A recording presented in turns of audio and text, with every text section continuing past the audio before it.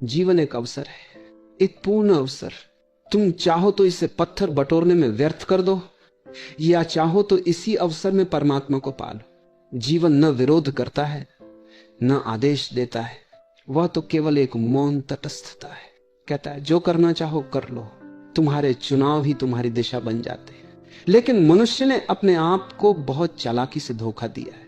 वह कहता है जीवन तो भोग के लिए है, योग के लिए मृत्यु का समय रख लेंगे। मगर मृत्यु अवसर नहीं है, मृत्यु तो अवसर का अंत है। मृत्यु का अर्थ यही है, अब कोई अवसर नहीं बचा। जीवन है संभावना, मृत्यु है संभावना की समाप्ति। फिर भी हम जीवन को टालते रहते हैं, कहते पहले थोड़ा संसार फिर परमात्मा। हम कहानियां बना लेते कि मरते समय कोई हमारे कान में गायत्री मंत्र पढ़ देगा, कोई हमें राम का नाम सुना देगा और बस हम मुक्त हो जाएंगे। पर सोचो, जो जीवित रहते हुए सुन न सका, जो जीवित रहते हुए समझ न सका, वो मरते हुए कैसे सुनेगा?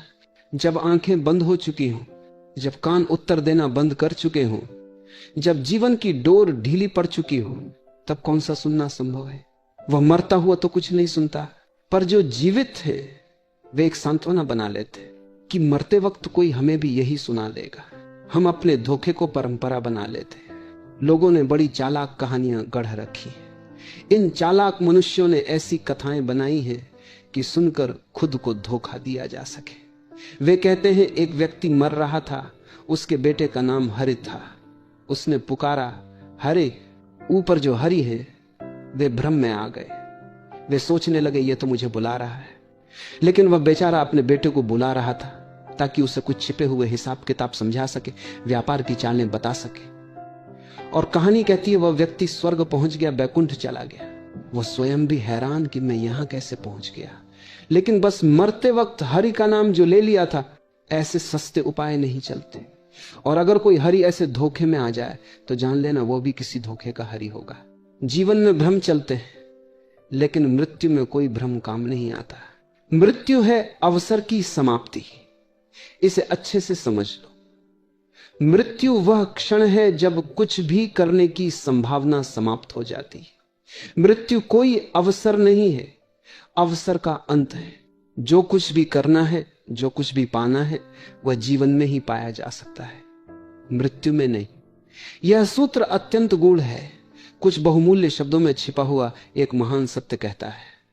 जिस व्यक्ति ने जीवित रहते हुए अपने स्वरूप को पहचान लिया, उसके लिए मृत्यु कोई अंत नहीं रहती। जब देह गिर जाती है तब भी वह ब्रह्म स्वरूप ही बना रहता है, क्योंकि जिसने जीवन भर अपने को केवल देह समझा, वह मृत्यु के समय मूर्छित हो जाता है, वह सो जाता है, वह बेहोश हो जाता है। बहुत कम लोग जागते हुए मरते हैं, अधिकतर तो गहरी नींद में प्रवेश कर जाते हैं। और जो मृत्यु में सो जाता है वह अगले जन्म में भी सोया हुआ लौटता है। जन्म और मृत्यु दो नहीं है, वे एक ही यात्रा के दो पड़ाव हैं। जहां मृत्यु घटती है वहीं से जन्म प्रारंभ होता है। इधर एक शरीर गिरता है, उधर एक गर्भ में प्रवेश होता है। एक दरवाजा बंद होता है, दूसरा खुलता है। और इसी कारण आपको स्मरण नहीं कि आप पहले कितनी बार जन्म ले चुके हैं, कितनी बार मर चुके हैं, क्योंकि हर बार जब मृत्यु हुई तब आप बेहोश थे। और जो मृत्यु में बेहोश था वह जन्म में भी बेहोश रहेगा। सोचो ये कितना विचित्र है। आपको यह भी स्मरण नहीं कि आप जन्म में कब थे। जन्म की खबर भी आपको दूसरों से मिली है, माता पिता ने बताया, समाज ने बताया, परंतु आपके भीतर उसका कोई अनुभव नहीं। इतनी बड़ी घटना, जीवन का आरंभ, और आपको स्मृति तक नहीं। यह दर्शाता है कि चेतना अभी अधूरी है। और ध्यान रखना, जिसे अपने जन्म का स्मरण नहीं, उसे मृत्यु के समय जागरूक रहना अत्यंत कठिन होता है, क्योंकि वही जागरूकता, वही साक्षी भाव जो जीवन के आरंभ में नहीं था, मृत्यु के अंत में भी नहीं होगा। मृत्यु को कुछ देर के लिए भूल जाइए, केवल नींद को देखिए, क्योंकि नींद हर रात आती है। सोचिए, जब नींद उतरती है, क्या कभी आपने देखा है कि अब वो आ रही है? जब तक देखने की क्षमता है तब तक नींद नहीं आई है, और जब नींद आ जाती है तब देखने वाला खो जाता है। नींद के आते ही आप गायब हो जाते। और अगर इतनी साधारण नींद में भी होश नहीं टिकता, तो मृत्यु जैसी गहरी नींद में कैसे टिकेगा? मृत्यु तो सबसे गहन निद्रा है, जिसमें चेतना पूरी तरह विलीन हो जाती है।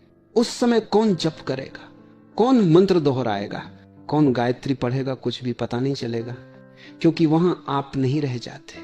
और यह बेहोशी, यह अचेतनता स्वाभाविक है। केवल वही व्यक्ति इससे मुक्त हो सकता है जिसने देह की पहचान से परे जाना सीख लिया है।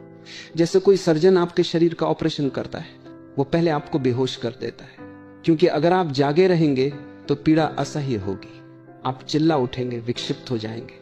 बेहोशी इसलिए दी जाती है ताकि दर्द न महसूस हो। शरीर कटता है लेकिन अनुभव नहीं होता। मृत्यु भी वैसी ही एक गहरी बेहोशी है जिसमें केवल वही जागरूक रह पाता है जो जीवन भर सजग रहना सीख चुका हो। समझने की ये छोटी सी बात है। दर्द तब नहीं होता जब चोट लगती है, दर्द तब होता है जब उसका पता चलता है। सर्जन चाकू चला रहा है, शरीर कट रहा है, पर जब तक चेतना नहीं है तब तक पीड़ा नहीं होती। होश लौटेगा तब एहसास होगा कि कुछ घटा है। अगर कोई व्यक्ति गहरी बेहोशी में हो और उसके शरीर के टुकड़े टुकड़े कर दिए जाएं, फिर भी उसे कुछ महसूस नहीं होगा। सर्जन का ऑपरेशन छोटा होता है, लेकिन मृत्यु वह तो सबसे बड़ा ऑपरेशन है। सर्जन एक अंग अलग करता है, मृत्यु शरीर और आत्मा को अलग कर देती है। और इसलिए मृत्यु आने से पहले प्रकृति खुद एक गहरी बेहोशी दे देती है, एक प्राकृतिक एनेस्थेसिया। जैसे ही मृत्यु पास आती है, चेतना डूब जाती है और उसी अचेतन क्षण में शरीर और आत्मा की अंतिम दूरी घटित होती है। फिर भी प्रकृति एक दुर्लभ कृपा करती है। जो व्यक्ति जीवन में यह जान लेता है कि मैं देह नहीं हूं, वह मृत्यु के समय भी जागा रह सकता है। जब शरीर गिरता है तब भी वह देखता रहता है कि कुछ गिर रहा है, पर मैं तो देख रहा हूं। वह साक्षी बन जाता है और ऐसा साक्षी मृत्यु में भी नहीं खोता। वह देखता है कि मृत्यु एक अंत नहीं बल्कि एक गहन मिलन है असीम के साथ, विराट के साथ। लेकिन यह जागृति अचानक नहीं होती। पहले जागना सीखना पड़ता है, फिर होश में सोना, फिर होश में मरना। जो जागते हुए सजग है वह नींद में भी सजग हो जाता है, और जो नींद में सजग है वह मृत्यु में भी जागता रहता है। ऐसा व्यक्ति जानता है कि वो मर नहीं सकता। घड़ा टूटता है पर आकाश नहीं टूटता, और जब ये अनुभव होता है तो जीवन नया हो जाता है। न दोहराव रहता है, न मूढ़ता, सिर्फ साक्षी बचता है। जन्म में भी वही, मृत्यु में भी वही, और जीवन के हर क्षण में वही। एक ही मृत्यु ऐसी होती है जब तुम पूरी तरह होशपूर्वक मरते हो, और एक ही जन्म ऐसा होता है जब तुम सजगता में जन्म लेते हो। जब ये दोनों घटित हो जाएं, तब जन्म और मृत्यु की सारी यात्राएं समाप्त हो जाती हैं। फिर तुम शरीरों की दुनिया से परे हो जाते हो।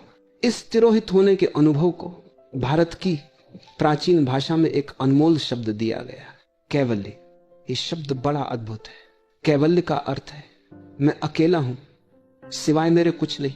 न देह है, न विचार, न समय, न संसार, सिर्फ एक चेतना जो देख रही है, जो साक्षी है। जो साक्षी है वही सत्य है। जो दिखाई दे रहा है वो तो केवल खेल है, स्वप्न है। थोड़ा रुककर सोचो, तुम बच्चे थे, फिर जवान हुए, फिर वृद्ध हो गए।